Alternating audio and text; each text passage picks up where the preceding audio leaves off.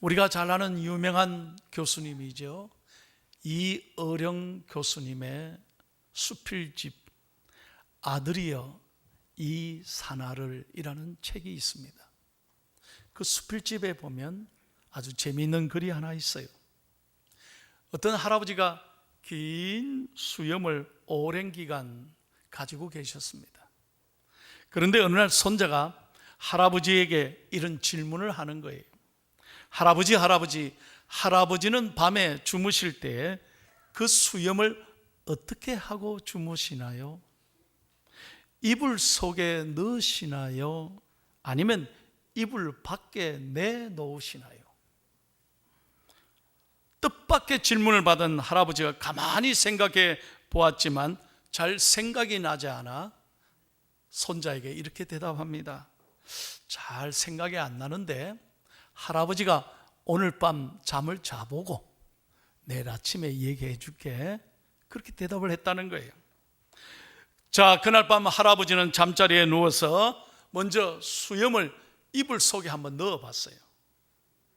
그랬더니 이게 영 불편한 거예요. 이게 아닌가 보다 불편해서 다시 수염을 이불 밖으로 한번 내봤어요. 이것도 영 아닌 거예요. 그래서 결론적으로 말씀드리면 밤새도록 수염을 이불 안에 넣었다가 이불 밖으로 내놨다가 그래서 그날 밤 잠을 한숨도 못 잤다는 거예요. 여러분, 이 이야기가 우리에게 주는 교훈이 무엇일까요? 사람은 아무 생각이 없을 때는 고민하지 않습니다. 그러나 무엇인가를 생각하면서 의식하면서부터는 고민하기 시작한다는 거예요. 특별히 사람은 이럴까 저럴까 할 때 뭔가 결정을 하지 못하고 어중간한 상황에 있으면 상당히 고민이 많이 생기게 마련이라는 거예요. 그러므로 고민하지 않고 사는 비결은 뭐냐? 잘 선택하고 결정하는 데 있습니다. 우리 인생은 선택이라는 것입니다. 자, 오늘 이 히브리서 11장은 믿음의 장이라고 합니다. 성경에 보면 이 히브리서 11장에 창세기 이후에 가장 믿음의 사람들에 대하여 기록하고 있습니다. 그 믿음의 사람의 특징이 뭐냐? 올바른 것을 결정하는 믿음이 있었다는 거예요. 특별히 오늘 모세에 관해서는 이렇게 말합니다. 자, 24절을 다 같이 읽겠습니다. 24절 시작. 믿음으로 모세는 장성하여 바로의 공주의 아들이라 칭함받기를 거절하고. 여러분 한번 생각해 보세요. 이게 쉬운 일이겠습니까? 이제 얼마 안 있으면 모세는 애굽의 왕이 됩니다. 모든 권세와 부귀 영화가 눈앞에 기다리고 있습니다. 이런 모든 것을 한순간에 거절한다는 것 쉽지 않았을 것입니다. 또 생각해 보세요. 권력, 물질, 부귀 영화는 그렇다 치고 사랑했던 사람들을 버리고 돌아서는 게 이게 쉬운 일이겠습니까? 그래도 자식 삼아서 지금까지 양아들 삼아서 애굽의 궁전에서 잘 키워줬던 공주를 한번 생각해 보십시오. 뿐만 아닙니다. 어린 젖먹이를 대신해서 자신의 젖을 물리면서 지금까지 키워줬던 유모를 생각해 보십시오. 게다가 더욱 가슴 아픈 것은 모세의 어머니일 것입니다. 그 아들을 죽이지 못해 생명을 걸고 모세를 살려주지 않아요. 그리고 나일 강변에 갈대 상자에 넣어서 그 아들을 정말로 하나님 앞에 기도하면서 지켜봐야 했던 그 어머니, 그 어머니를 버려두고 모세가 하나님 편에 선다는 것, 백성들을 위해서 그는 살인하고 도망의 길로 선택한다는 건 쉬운 일이 아니었을 것입니다. 왜 그랬을까? 자, 본문 25절을 다시 보십시오. 성경에는 이렇게 말합니다. 시작. 도리어 하나님의 백성과 함께 고난받기를 잠시 죄악의 낙을 누리는 것보다 더 좋아하고. 잘 보십시오. 모세는 어떤 고통이 온다 할지라도 하나님 편에 서는 것을 결정했다는 거예요. 사람이 아닙니다. 세상이 아닙니다. 권력이 아닙니다. 부귀 영화나 쾌락이 아닙니다. 하나님 편에 서는 것을 결정했다는 거예요. 오늘 설교를 시작하면서 여러분에게 묻고 싶습니다. 여러분은 사람입니까? 하나님입니까? 여러분 돈입니까? 하나님이십니까? 세상의 내 쾌락과 재미입니까? 아니면 하나님 편에 서는 것을 결정하며 살아오셨습니까? 아니, 앞으로 어떻게 살아가시겠습니까? 저는 설교를 준비하면서 기도합니다. 정말 우리 중앙의 모든 가족들이, 특별히 여러분 자녀들이 이 험한 세상에 살아갈 때마다, 중요한 순간에 결정할 때마다 하나님 편에 서는 믿음의 자녀들이 되기를 예수님의 이름으로 축원합니다. 자, 그러면 여러분, 어떻게 해서 모세가 이렇게 선택할 수 있었을까요? 두 가지 중요한 이유가 있습니다. 같이 생각해 보겠습니다. 첫 번째 이유입니다. 시작. 모세는 이 세상에서 가장 가치 있는 일이 무엇인지 분명히 알았기 때문입니다. 가치 있는 게 뭐냐는 거예요. 영원한 게 뭐냐는 거예요. 여러분, 저는 매주일마다 장례를 집례합니다. 우리 교인들을 위로하고 있습니다. 얼마 전에는 25의 젊은 아들을 세상에 떠나보냈습니다. 너무 가슴이 아팠습니다. 인생이 아무것도 아닌 거예요. 하나님이 부르시면 한순간에 다 내려놓는 거예요. 요즘 우리 교인들이 많은 질병으로 고통 속에 있는데, 세상에 지금도 원인을 모르는 희귀병들이 너무 많다는 거예요. 너무 많다는 거예요. 그래서 가슴이 아파요. 가슴이 아파요.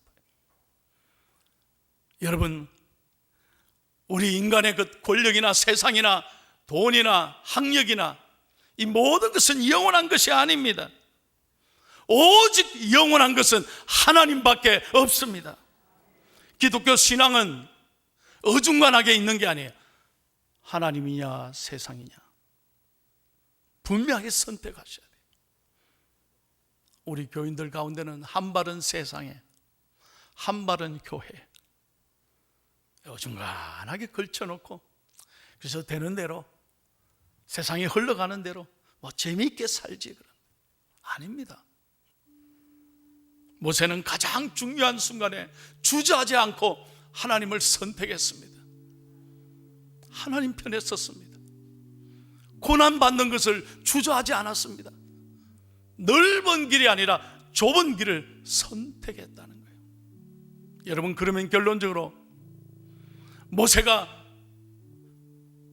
그렇게 이제 모든 것을 버려두고 광야로 도망자의 삶을 살았지만 하나님이 그 모세를 버리셨습니까? 아닙니다. 우리가 잘 아는 대로 모세를 하나님 더욱 귀하게 들어쓰셔서 인류 역사의 가장 위대한 하나님의 지도자가 되게 하시고 이스라엘의 출애굽의 역사의 주인공이 되게 하셨습니다. 모세가 없었다면 어떻게 출애굽의 역사가 있었겠느냐는 거예요. 여러분, 중요한 것은 지금은 세상이 우리를 알아주지 못하고, 지금은 우리가 어리석게 보이고 재미없는 사람으로 보일지라도, 여러분 믿음을 선택하고 좁은 길로 선택하고 하나님 편에 서면 하나님이 분명히 우리를 책임지신다는 거예요. 우리에게 축복해 주신다는 거예요. 그 믿음으로 살아가기를 축복합니다. 찬송합니다. 나 무엇과도 주님을 바꾸지 않으리.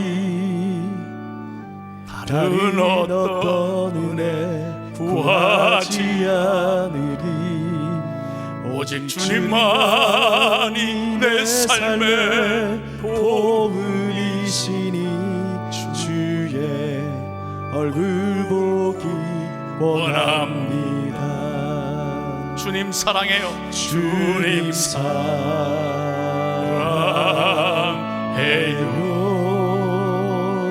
온 마음과 정성 다해 하나님의 신실한 친구 되기 원합니다. 할렐루야. 여러분의 자녀들이 정말 하나님 편에 서서 늘 하나님을 선택하고 하나님을 기쁘시게 하는 복된 삶을 살아가는 믿음의 명품 자녀들이 되기를 예수님의 이름으로 축원합니다. 두 번째 이유를 다 같이 읽겠습니다. 왜 모세가 이렇게 선택했을까요? 시작.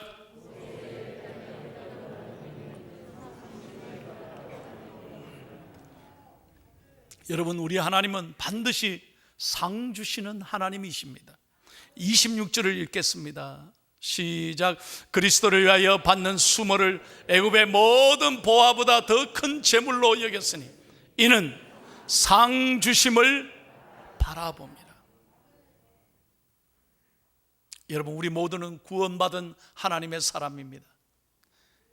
이제 언젠가는 우리가 다 천국에 갈 것입니다. 그러나 꼭 기억하십시오. 제가 늘 말씀드리잖아요. 신앙에도 결산할 때가 있다는 거예요. 여러분, 우리도 매년 결산하잖아요. 인생의 결산이 있듯이 하나님 앞에서 결산할 때가 있어요. 우리 모두가 다 구원받지만 부끄러운 구원이 있다는 거예요. 그때는 후회해도 소용없어요. 제가 좀 더 잘 살 걸, 좀 더 하나님을 위해서 좀 더 나누고 베풀고 사랑하고 살 걸. 그때는 후회도 소용이 없어요. 그러나 분명한 것은 상급받는 구원이 있습니다. 하나님이 칭찬하시는 구원이 있다는 거예요. 모세는 분명하게 성경이 말합니다. 상 주시는 이심을 바라봅니다. 눈앞에 있는 세상을 바라본 게 아니에요. 영원한 하나님을 바라보고 그 하나님 앞에 서게 될 것을 기대하면서 믿음의 삶을 살았던 거예요. 여러분, 6월을 맞으면서 저는 나라와 민족을 생각해 봅니다. 여러분 한번 생각해 보십시오. 이제 다음 주에 우리 6.25를 맞습니다. 여러분, 전쟁 70년이 됐어요. 역사에 전쟁 70년 만에 이렇게 잘 사는 나라가 어디 있습니까? 한번 생각해 보세요. 저는 미국에서 17년을 살다 와가지고요, 요즘 더 절감하는 게 대한민국처럼 이렇게 좋은 나라가 어디 있냐는 거예요. 아멘 두 사람만 했어요. 여러분, 대한민국에 사는 것을 감사하기를 축복합니다. 크게 아멘 좀 하세요. 정말 감사한 일이에요. 더욱이 여러분, 140여 년 전에 이 땅에 조선의 선교사들이 왔습니다. 한번 상상해 보세요. 140년 전에 선교사들이 이 땅 조선을 밟았을 때, 그때 여러분, 우리 대한민국이 조선이 어땠습니까?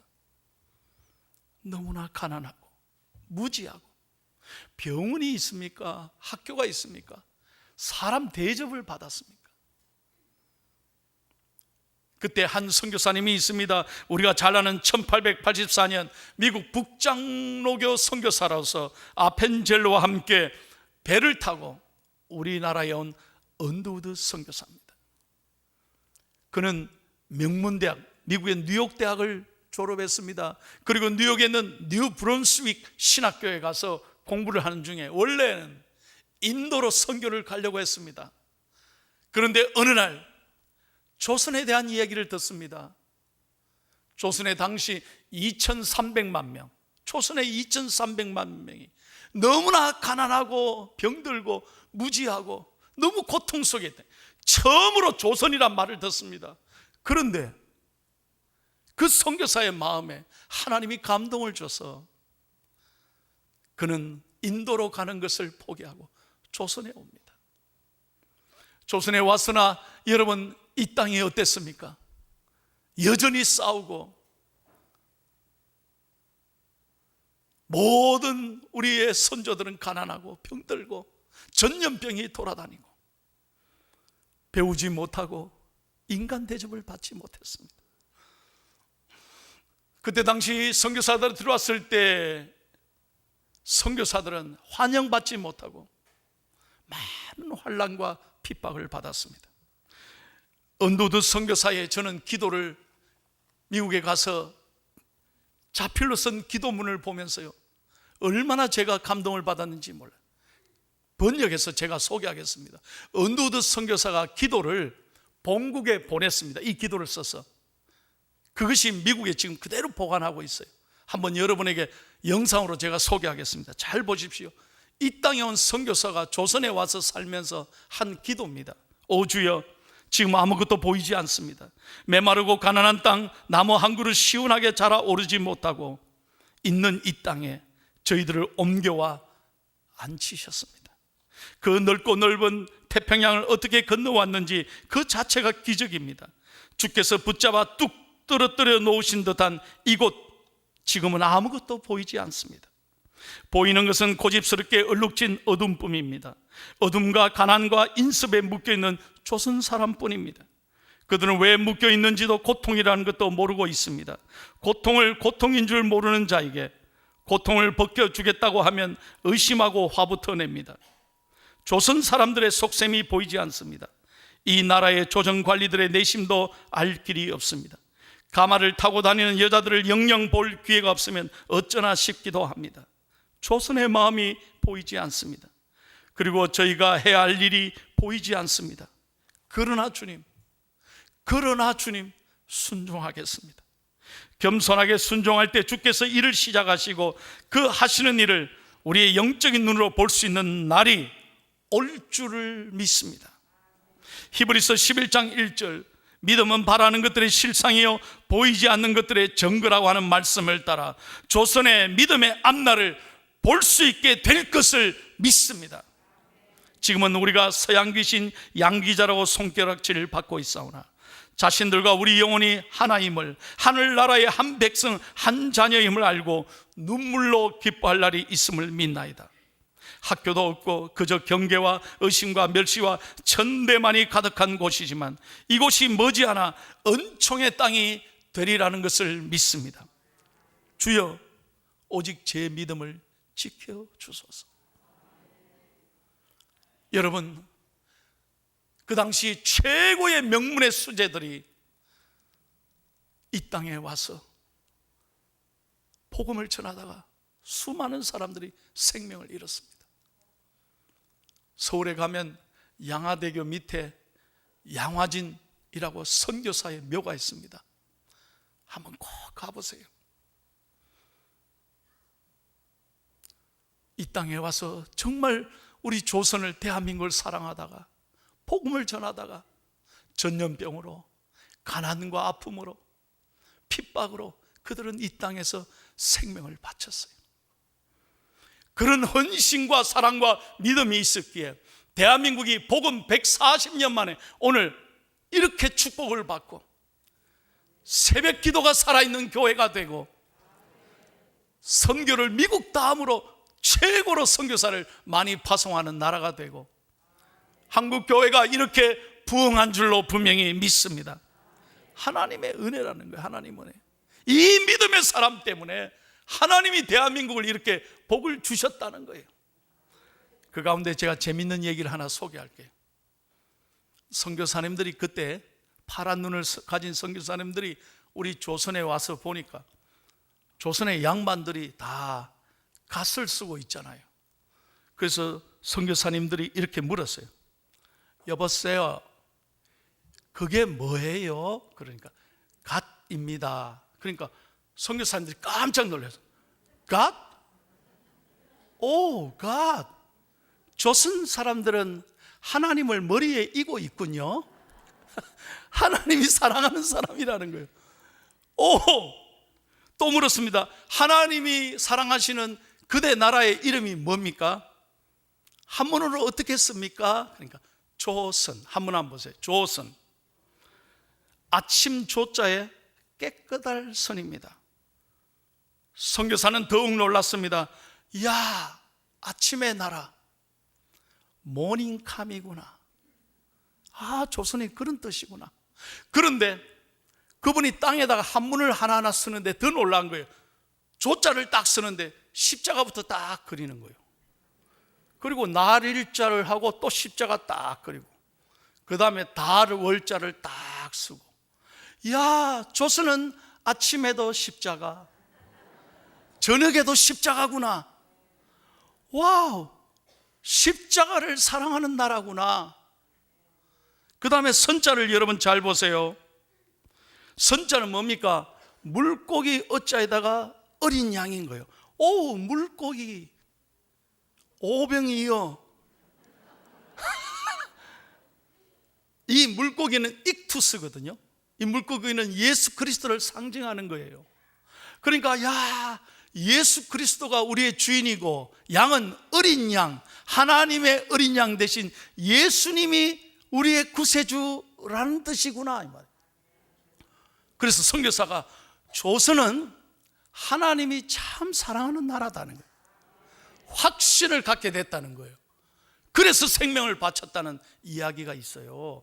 그 다음에 영어로는 조선 people 하니까 초선, 하나님이 선택했다는 거예요. 뭔 말인지 이해가 안 되는 거예요. 할렐루야. 그 믿음의 사람들로 말미암아 우리 대한민국이 이렇게 잘 사는 나라, 복음이 부흥되는 나라가 된 줄로 믿습니다. 사랑하는 여러분, 오늘 설교를 마치면서 여러분에게 도전합니다. 우리 인생 잘 써본 인생이에요. 다 내려놓고 가는 거예요. 아무것도 아닌 것에 여러분 거기에 목을 메고 살지 마세요. 그것이 전부가 아니에요. 다 지나가는 거예요. 다 지나가는 거예요. 영원한 하나님, 우리에게 분명하게 상 주시는 하나님을 바라보고 인생의 중요한 순간순간마다 고민하지 말고 믿음으로 하나님을 선택하는, 다시 한번 하나님을 선택하는, 하나님 편에 서는, 하나님이 기뻐하시는 삶을 살아가는 우리 중앙의 가족이 되기를 축복합니다. 히브리서 11장 6절을 마지막으로 다 같이 크게 읽겠습니다. 보세요. 하나님의 약속의 말씀입니다. 시작. 믿음이 없이는 하나님께 나아가는 자는 반드시 그가 계신 것과 또한 그가 자기를 찾는 자들에게 상 주시는 이심을 믿어야 할지니라. 믿으시면 아멘. 하나님은 살아계십니다. 하나님은 여러분과 함께 하십니다. 여러분의 기도 제목을 하나님 반드시 들으시고, 여러분이 하나님 편에 서면 하나님은 반드시 책임져 주시고 상 주신다는 거예요. 응답해 주신다는 거예요.